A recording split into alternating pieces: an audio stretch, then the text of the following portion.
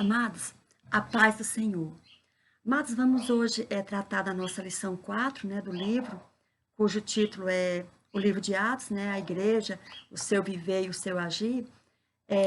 Amados, eu quero começar hoje fazendo um apelo para os irmãos. Eu sei que a matéria, né, ela é eminentemente teológica, afinal de contas faz parte de um curso de teologia, mas, amados, vamos, na medida do possível, compartilhar essa aula, até como uma maneira também de evangelismo, né, de missão, porque embora a gente esteja fazendo uso desse meio virtual por conta da gente não estar conseguindo assim se reunir pessoalmente, mas aí vamos, como diz o ditado, né, transformar o limão em limonada. Vamos aproveitar mais a facilidade, né, da gente de transmissão, digamos assim, via internet, e tentar alcançar o maior número possível. Amém, meus amados? Vamos fazer isso então? Então, amados, dando continuidade aqui, vamos tratar da nossa lição 4 hoje. Antes disso, vamos fazer uma rápida recapitulação da lição anterior, que tratamos sobre o dia de Pentecostes. Amados, vocês estão lembrados que sobre o Pentecostes, eu falei o seguinte, que o dia de Pentecostes, ele era o nome dado à festa da colheita. Esse dia de Pentecostes era também conhecido como a festa da colheita, a festa das primícias, né? E por que que era Pentecostes, né? Porque essa palavra Pentecostes? Porque essa festa, ela se dava 50 dias após a Páscoa. Os irmãos relembram, né, que o episódio da Páscoa, né, a comemoração, a celebração da Páscoa, teve lugar ali no Egito, por ocasião da saída dos judeus, né, naquela noite da 10ª e mais terrível praga que houve ali, que foi a morte dos primogênitos.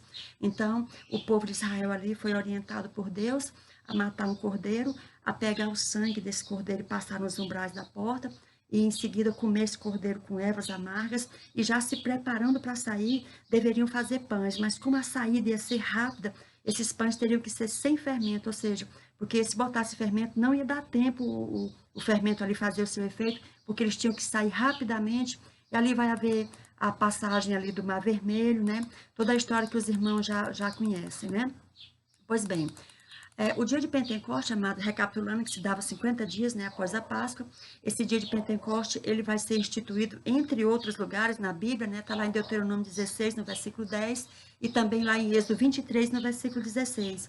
E esse dia de Pentecoste, amados, ele era marcado assim, tinha lugar aqui o dia de Pentecoste, né, aí no dia seguinte, os sacerdotes, eles iam até os campos, né, pegavam um molho ali, trazia, levantava aquele molho ao Senhor, consagrava naquela colheita que ia até o Senhor, aí começava a colheita, quando terminava a colheita no dia 50, era feito 2 pães, e esses pães eram uma espécie assim de consagração, né, de consagrar aquela colheita ao Senhor.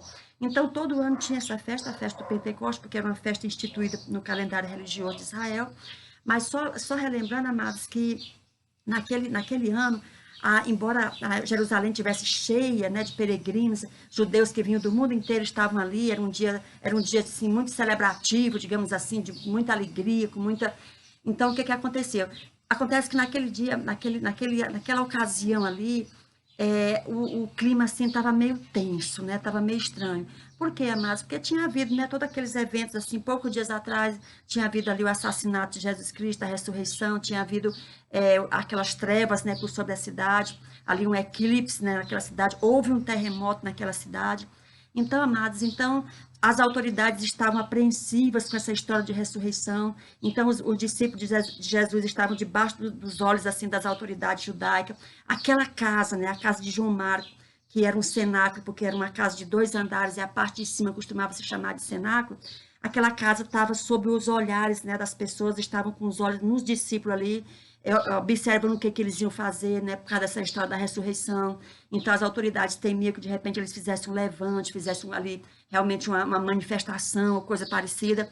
Então, era uma data ali, amados, que embora fosse o dia de Pentecostes, estava todo mundo alegre pela colheita, tudo, mas estava meio tenso, né? Estava meio tenso. Lembrando ainda, amados, que em relação ao dia de Pentecostes, embora não fosse assim obrigado as pessoas jejuarem naquele dia, mas havia sim costume ali entre os judeus de jejuarem, um jejum que começava às 18 horas do dia seguinte e ia até às 18 horas do dia 50. Aí após isso eles realmente se esbaldavam ali na festa, mas eles observavam com jejum esse dia. Pois bem, Os irmãos sabem, amados, que daí a pouco, né, aquela casa que já estava sob os olhares, começou-se a ouvir um som, né, o Espírito Santo desce ali naquela casa, sobre os discípulos, e ali há o fenômeno do falar em línguas estranhas, e de modo que todas aquelas pessoas que correram para ver, viram aquele discípulo falando em línguas, e eles entendiam, esses estrangeiros que estavam lá, entendiam essas línguas na língua do seu próprio país, e isso chamou muita atenção deles, como é que pessoas assim, semi-analfabetas, podiam estar fazendo coisa semelhante. Pois bem, e ali, amados, quando Pedro vê aquela multidão ali, ele prega, né? Ele vai pregar realmente ali a morte de Jesus, a ressurreição de Jesus, e 3.000 almas ali são salvas, né? E a igreja vai seguindo, irmão, no primeiro momento, sem maiores oposições, né? Mas isso vai mudar, é o que nós vamos tratar na lição de hoje. Mas aqui dentro da recapitulação ainda, amados, a gente verifica que a igreja foi crescendo, né? As pessoas foram observando ali o comportamento, principalmente o comportamento ali dos crentes, né? Era um comportamento ilibado, era um comportamento ético, né? Era um comportamento que realmente louvava o nome de Deus, e a igreja vai crescendo, vai crescendo. Então, amados, o que aconteceu? Num primeiro momento, como eu disse, sem maiores imprevistos ali, sem maiores obstáculos, né? Sem maiores, aliás, não havia perseguição, mas isso vai começar e vai começar agora, e nós vamos tratar justamente disso, né? Então, amados, o que acontece? Naquele dia ali, é, naquele dia ali, o, todo o pensamento, né, daqueles judeus, principalmente em relação à ressurreição de Jesus, eles começaram a dar crédito, né, justamente pelo que eles tinham visto ali acontecer, ali no dia de Pentecoste, com aqueles discípulos falando em línguas estranhas, e de um modo que eles compreendiam o que ele estava dizendo, né? Então, isso realmente foi, assim, vamos dizer assim, um chamariz muito grande para toda aquela população que estava ali. Pois bem, e aí, amados, a igreja vai crescendo, e a igreja ali instruindo ali os novos crentes que vão entrando, mas agora vai acontecer um episódio, amados, que vai começar a desencadear a época, né, da perseguição à igreja. É a lição 4 que nós vamos tratar de hoje, cujo título diz As Primeiras Perseguições. Ou seja, vamos tratar hoje do capítulo 3 ao capítulo 5 de Atos. Amados, a primeira perseguição, né, aos discípulos de Jesus foi desencadeada pelos saduceus. Por quê? Porque os saduceus, eles eram uma corrente dentro do judaísmo que eles não acreditavam em ressurreição. Os fariseus acreditavam, mas os saduceus não. Então, essa corrente, amados, se sentiu assim profundamente, vamos dizer assim, atingida, né? Quando pessoas começaram ali a pregar que Jesus tinha morrido e tinha ressuscitado. Então, amados, como eles não acreditavam em ressurreição, eles vão começar a perseguir os discípulos, né? Aí, qual é o episódio que vai desencadear, amados, essa perseguição? É o que está lá em Atos, capítulo 3, do versículo 1 ao versículo 10, que foi a cura miraculosa de um homem coxo. No capítulo 3, amados, do livro de Atos, Lucas dá um exemplo ali dos prodígios e sinais, né, operados por meio dos apóstolos. Nessa passagem, através de Pedro e João, houve a cura miraculosa de um coxo que pedia esmola ali à entrada do templo, né, em Jerusalém.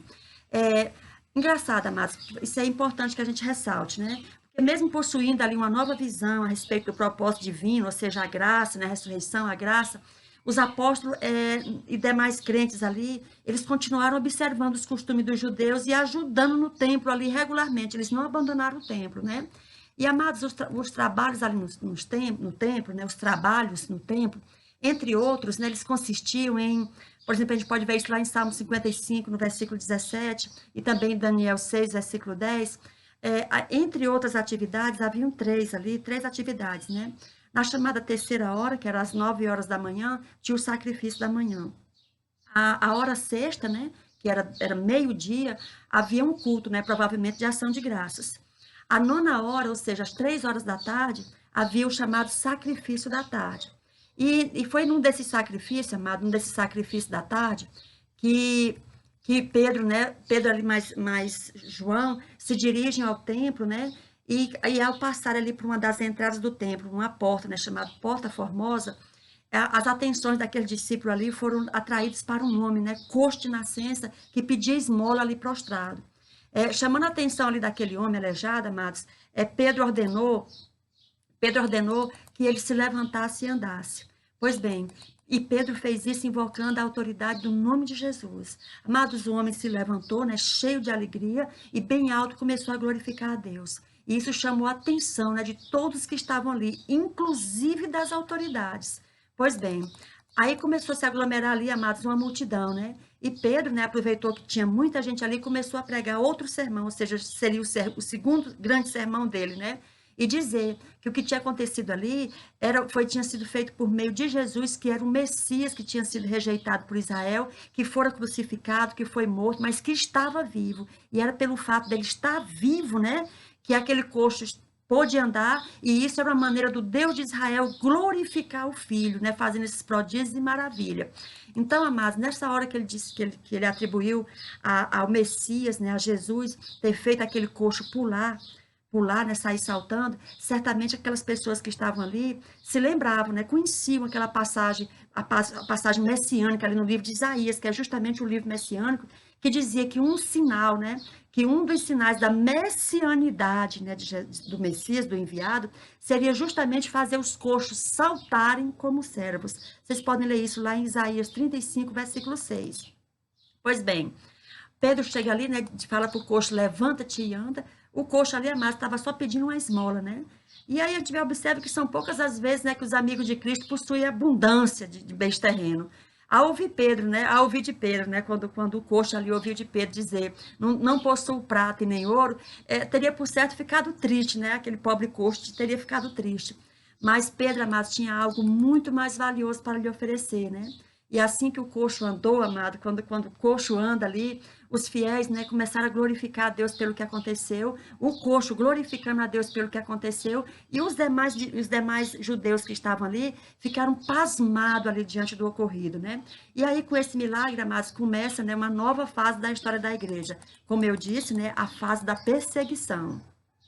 Pois bem, é, esse segundo sermão de Pedro, irmãos, que se deu por ocasião da cura, né, do coxo, que está lá em Atos capítulo 3, do versículo 11 ao 26, é, a gente imagina, mas que deve ter passado algum tempo, né, entre esse episódio e o dia de Pentecostes, né, que tinha havido ali poucos dias atrás, né?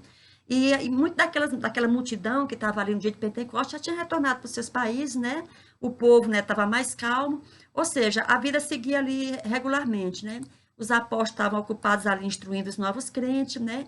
Mas agora se deram um notável milagre, né? A porta ali do templo de Jerusalém, e em face, amados, a esse grande número de pessoas que correu ali, né? Por ocasião dessa cura milagrosa, miraculosa, né? Pedro, né, vai fazer um grande sermão, né? E Pedro começa, né, a explicar o que tinha feito ali a respeito do poder que propiciara ali a cura daquele coxo, né? E ressaltando, eu digo mais uma vez aqui, vou ressaltar, amados, que Pedro deixou bem claro aí que era o poder do Deus de Israel, né? Glorificando Jesus Cristo, a quem os judeus tinham rejeitado, tinham julgado, condenado à crucificação. Era esse Jesus que agora no meio deles era poder e vida e estava dando sinais de que fato isso era verdade, né? Ou seja, um sermão semelhante, amados, àquele feito ali por Pedro, né, no dia de Pentecostes. O que no dia de Pentecostes Pedro tinha dito, né? Tinha dito que os judeus mataram, né, aquele a quem o Deus de seus pais tinha enviado, né, para eles, por isso eles se tornaram criminosos, e que a inocência de Jesus, por exemplo, tinha sido reconhecida, né, inclusive pelo representante de Roma, no caso Pilatos. Provado estava, mas que o sofrimento, né, o caminho para a glória e o triunfo, e aquele sofrimento de Jesus tinha sido predito, sim, pelos profetas, e que aí, nesse fato, amados, o que acontece?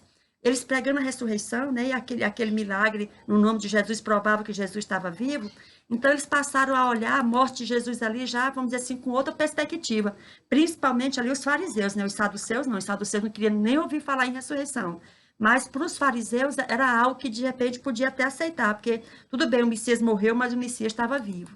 Pois bem, amados, qual era o objetivo assim principal de Pedro nesse sermão, né?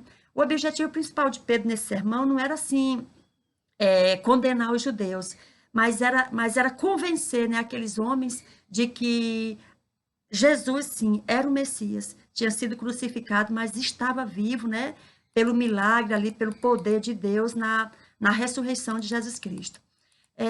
Pedro também, amados, ali vai admitir, né, um certo elemento de ignorância do povo, né, de seus líderes, em ter crucificado Jesus, embora isso possa parecer contradizer ali o que lemos nos versículos 13 a 16, mas por certo, amados, Pedro não estava assim inocentando os judeus, não, né?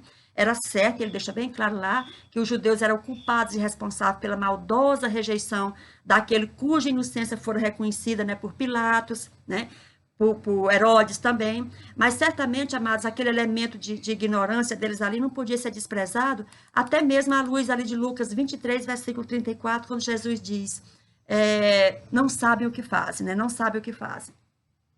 Mais uma vez, amados, aí depois que Pedro expõe, licença, amados, depois que Pedro expõe ali todo aquele acontecido, né, que os judeus tinham feito, a morte e a ressurreição de Jesus, mais uma vez Pedro vai ali convocar, né, os judeus ao arrependimento.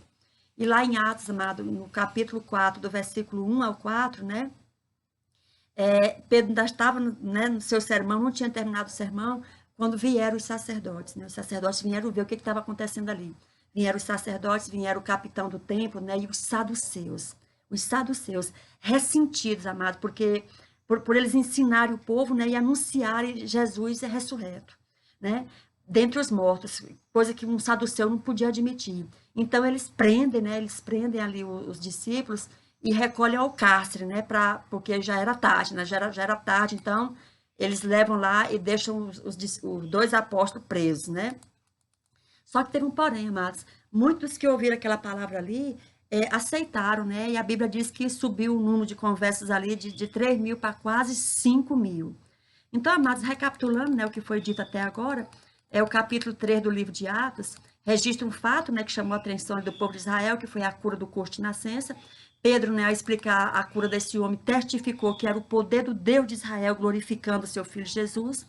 Este segundo, irmãos, sermão de Pedro, ele teve sim características ali do dia de Pentecoste, né? A gente pode destacar que Pedro vai repetir novamente é um pleonasmo, né, amados? É uma redundância, mas Pedro repetiu ali que os judeus mataram, né, aquele a quem o Deus de seus pais lhes enviara, que os judeus por isso se tornaram criminosos, né, e que Jesus era inocente sim, tão inocente que as autoridades tinham inocentado Jesus. No final do sermão, amados, após ter considerado ali que o povo e seus líderes teriam crucificado a Jesus por ignorância, né, conforme está lá em Atos 3, versículo 17, Pedro convidou-os ao arrependimento e à volta para Jesus. Amados, pois bem, mas vocês viram que chegaram lá os sacerdotes, né, os guardas, e vão prender Pedro e João. E levaram Pedro e João lá diante do Sinédrio. O Sinédrio, amados, era um tribunal composto de 71 membros, né? Tinha o sumo sacerdote e mais 70 outras autoridades, muitos deles sacerdotes mesmo. As autoridades, amados, que haviam crucificado Jesus, né, estavam agora alarmadas com a notícia da ressurreição. E outra coisa, amados, a popularidade do nome de Jesus estava crescendo. Então, eles prenderam, né, Pedro e João para que a pregação parasse. Isso está lá em Atos, no capítulo 4, do versículo 9 ao 12, e também o versículo 19 e 20, né? E agora, amados, uma coisa muito importante, né? A mudança de Pedro. Antes, né, amado, um acovardado, ali diante de uma serva ali do Sinédrio, né, lá em Mateus 26, do 69 ao 75, Mateus 26, capítulo 26, do 69 ao 75, daquele homem covarde ali com medo, negando Jesus 3 vezes, ele agora vai se mostrar assim intrépido e corajoso. Ele agora vai, inclusive, desafiar aquelas autoridades. Ele disse, não, eu não me calo não, Jesus ressuscitou sim. Amados, notemos, né, que esses sacerdotes, recapitulando novamente, eles pertenciam ao partido dos saduceus, que não acreditavam em ressurreição. Até hoje, amados, os perseguidores, né, são cegos. Eles amam mais a morte, a escuridão, do que a luz, né? A vida, a ressurreição. Eles enfatizam, por exemplo, nas procissões, sempre a cruz, né, o Senhor morto, e nunca o túmulo vazio, ou seja, não mudou muita coisa de lá para cá, não. As pessoas continuam amando mais as trevas do que a luz. Amados, a ressurreição. A ressurreição, ele é o tema da mensagem apostólica. Mas, aliás, não haveria nem pregação, né? Não haveria nem o id se não tivesse a vida a ressurreição. Então, a ressurreição é o tema da mensagem apostólica. Pedro insiste ali, amado, no testemunho da ressurreição, né? Nas 2 vezes que é apresentado ao Sinédrio. Numa primeira vez é diante do conselho, né? E depois diante do concílio, ou seja, eles prendem ali Pedro e João, num primeiro momento traz assim diante só de um grupo, como se fosse de uma comissão, depois vão trazer ele de novo, que era para ser apresentado diante de todo o pleno ali, todo o sinédrio reunido.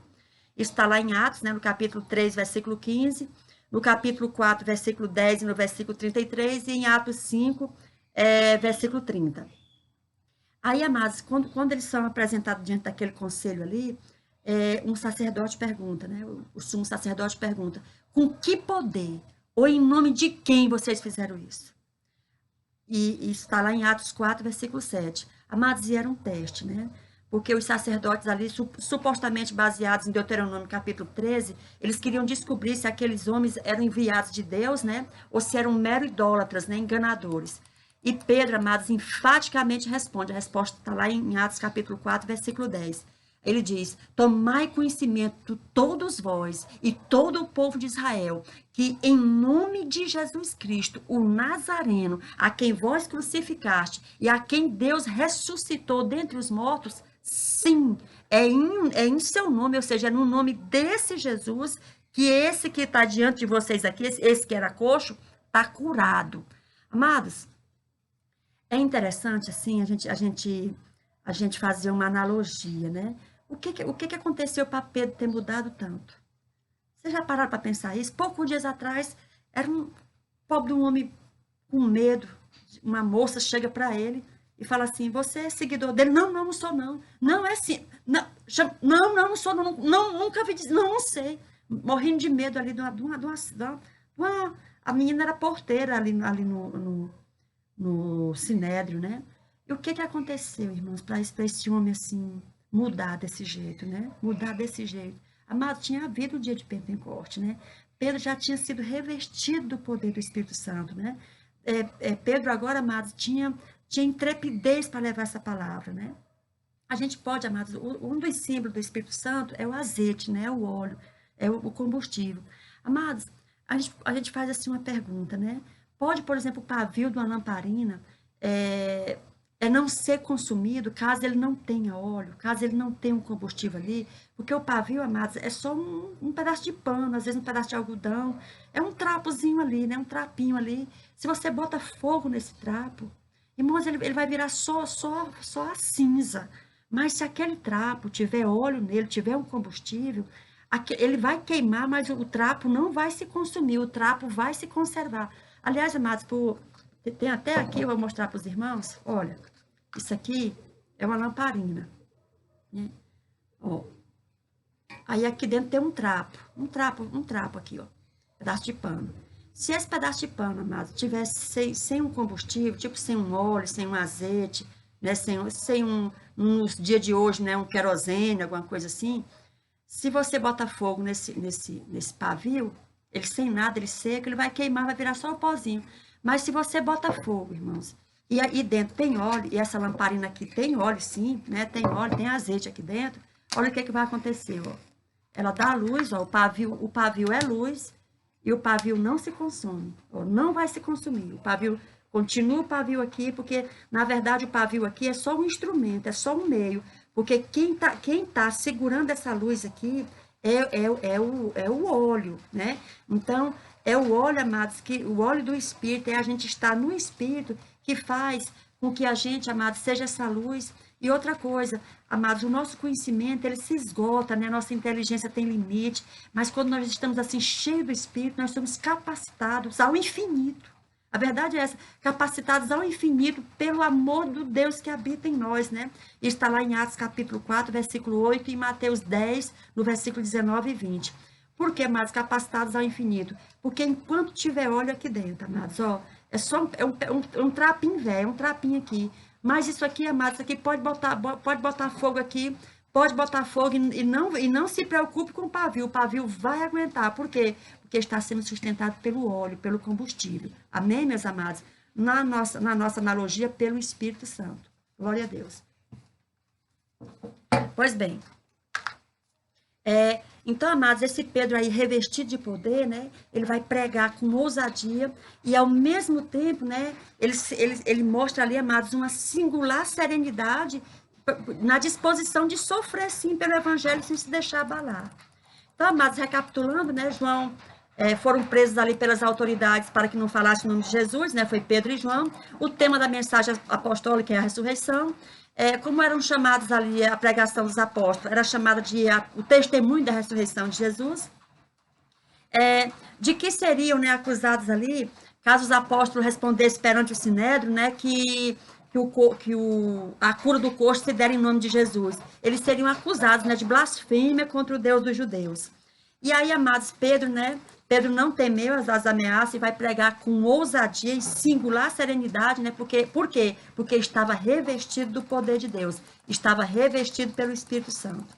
Amados, a igreja em oração, né? Aqueles homens foram presos, né? Estavam presos e agora foram levados ali para o cárcere, porque no dia seguinte iam ser apresentados ali para o pleno, né, do Sinédrio. Tinha sido apresentado para um grupo ali, voltou para a cadeia para no outro dia ser apresentado para o Sinédrio ali completo, com 71 componentes. Pois bem, a igreja, amados, né? A igreja estava em oração e esses dois apóstolos estavam presos, né?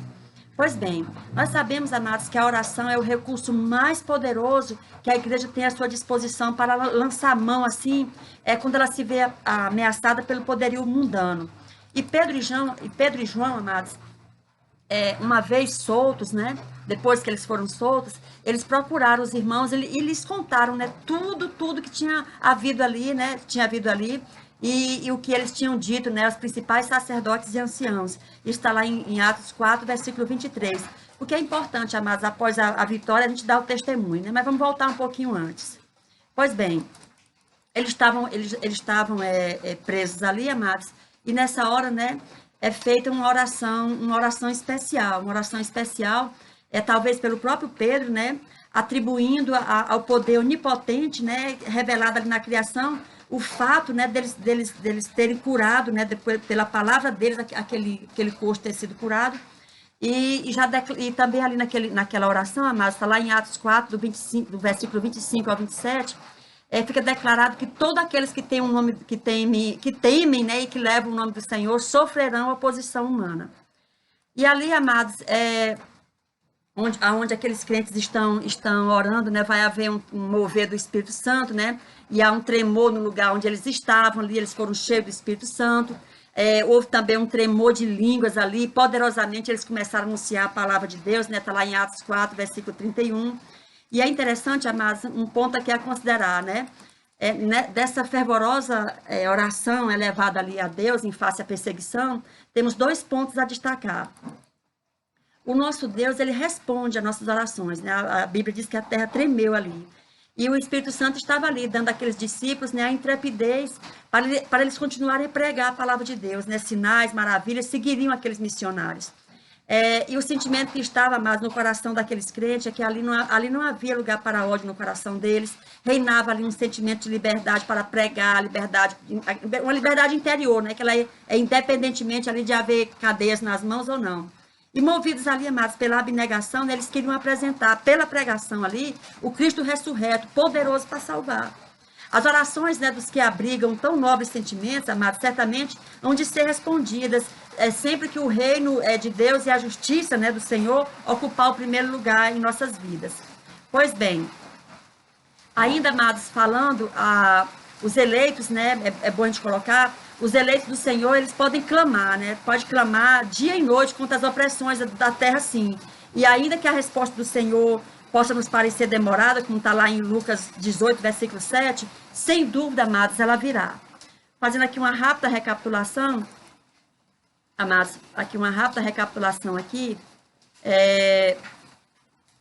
deixa-me ver aqui. Pois bem, ameaçados, amados, ali pela força humana, né, os crentes apelaram ali para o poder de Deus, como já foi dito. A orarem, né, para o Senhor, nenhum medo ali eles demonstravam, né, em continuarem anunciando ali a palavra de Deus.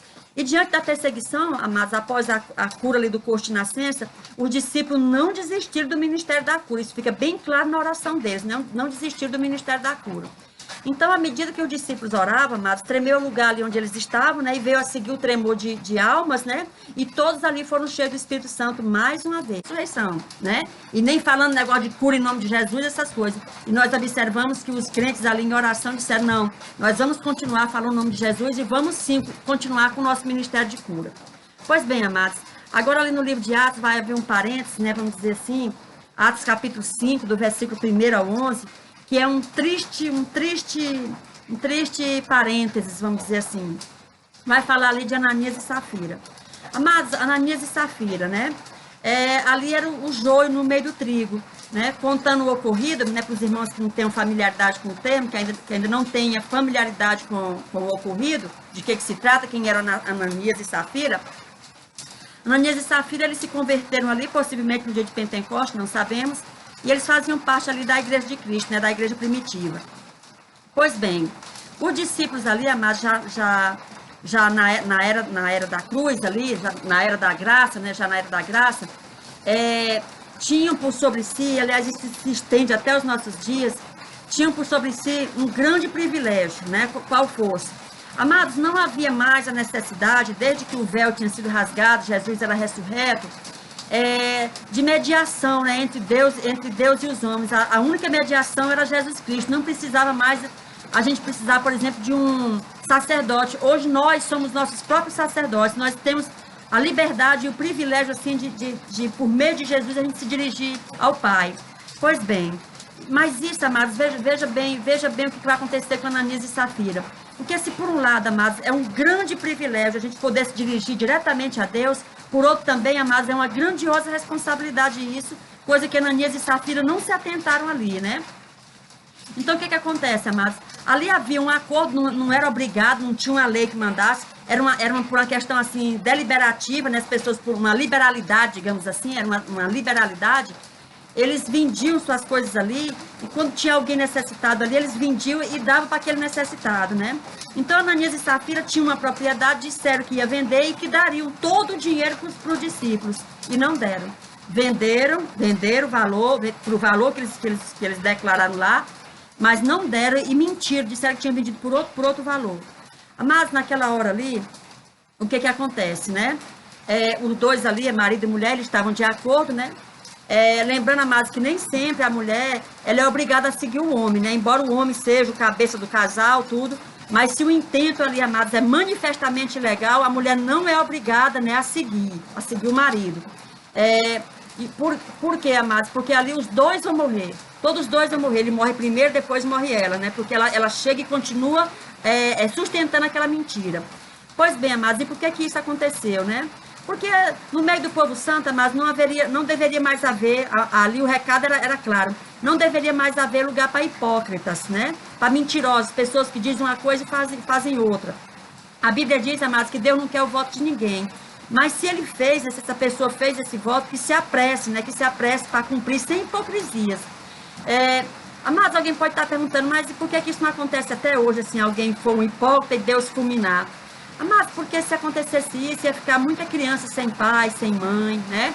Muito paciente, às vezes sem um médico ali para cuidá-los, né?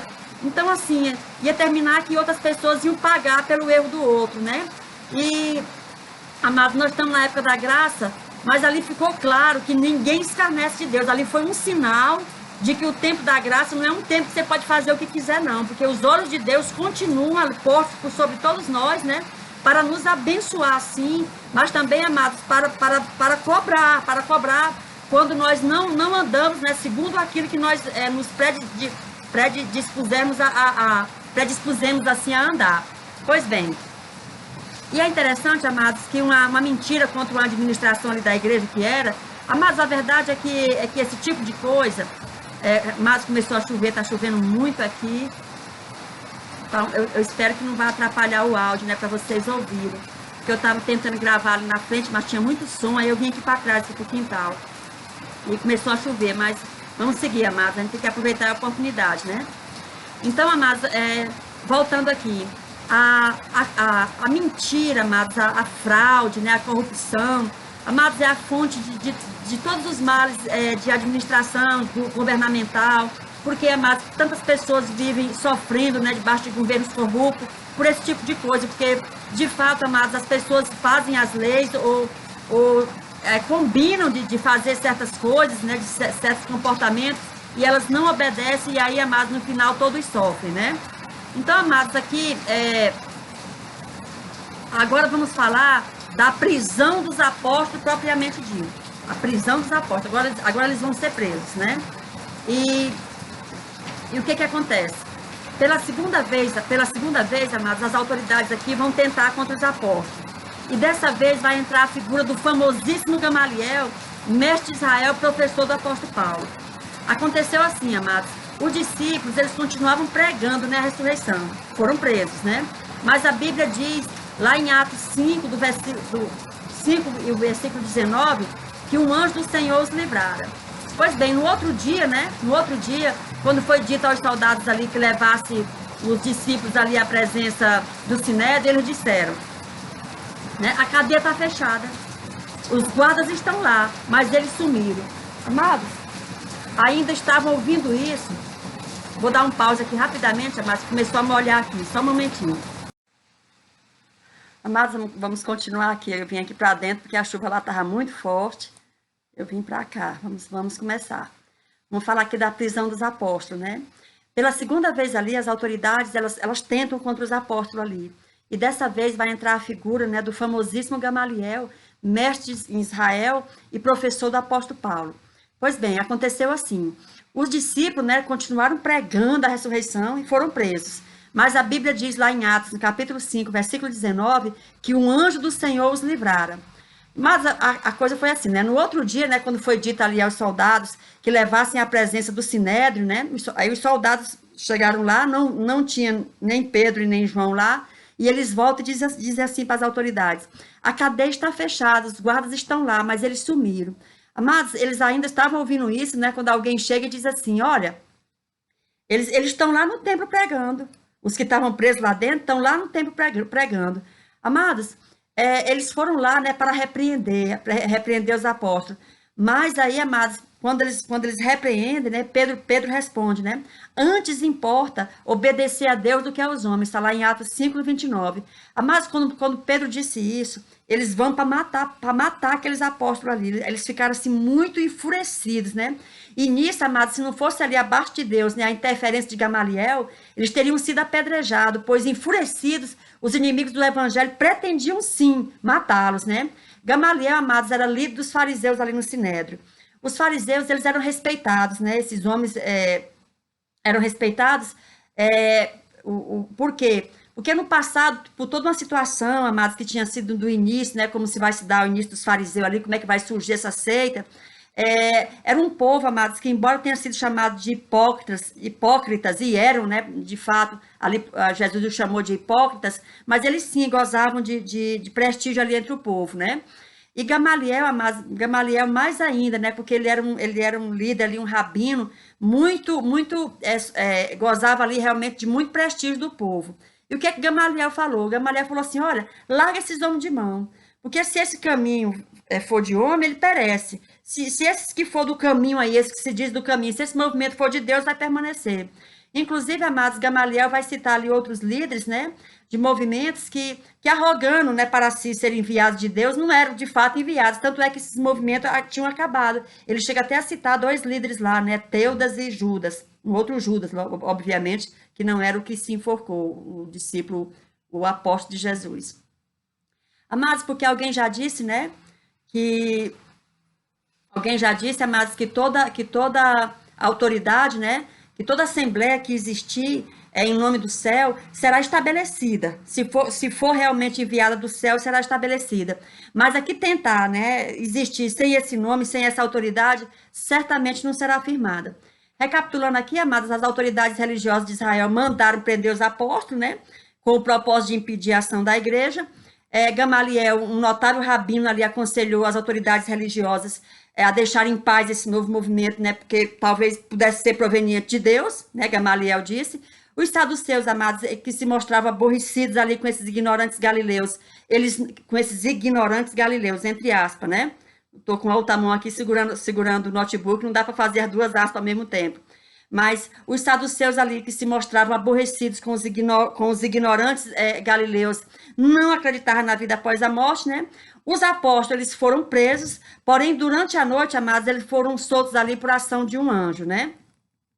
Eu quero aqui nesse momento, amada, agradecer a você que assistiu essa aula, né? Que Deus aumente a sua sabedoria, de modo que a sua mente ali esteja apta para compreender as verdades profundas de Deus, né? De modo que você, com palavras simples, amada, e profunda convicção, possa responder com mansidão e temor a cada um que venha lhe perguntar qual seja a razão da sua esperança. Quero deixar aqui um abraço para os irmãos. Minhas orações, os irmãos estão sempre contidos nelas.